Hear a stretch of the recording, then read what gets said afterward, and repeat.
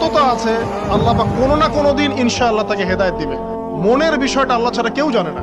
আপনি দেখতে পারেন সমাজে অনেকে দাড়ি টুপি পাগড়ি জুব্বা সব লাগিয়ে ঘুরছে, তো বিশ্বাস করেন তাদের মনটা এমনও হতে পারে যে জানোয়ারের চেয়েও কুৎসিত, এমনও হতে পারে। আবার আপনি দেখবেন সমাজে এমন অনেক মানুষ ঘুরছে যারা হয়তো অনেক পাপে লিপ্ত মনে হচ্ছে, মনের মধ্যে সততা আছে। এমন অনেক মানুষকে আমরা দেখেছি যে ড্রাগ অ্যাডিক্টেড ছিল, মিউজিক করেছে, হারাম সম্পর্কের মধ্যে ছিল, নামাজ ঠিক মতো পড়ে নাই, কিন্তু যখনই আল্লাহর কথা আলোচনা হতো দেখতাম সে খুবই শান্তভাবে মন থেকে কথা শুনছে। কথা শুনতে শুনতে শুনতে একদিন মাশাআল্লাহ এখন দেখবেন যে চিল্লা দিয়ে বেড়াচ্ছে বিভিন্ন মসজিদে। অচত নামাজ পড়েই ভেবে বসবেন না যে অনেক কিছু করে ফেলছে।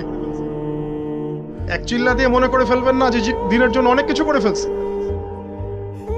একটা হজ করেছেন, ওমরা করেছেন, সিয়াম রেখেছেন, দিনের জন্য দান সদকা করেছেন, একটা মাদ্রাসা মসজিদ করেছেন, ভেবে বসবেন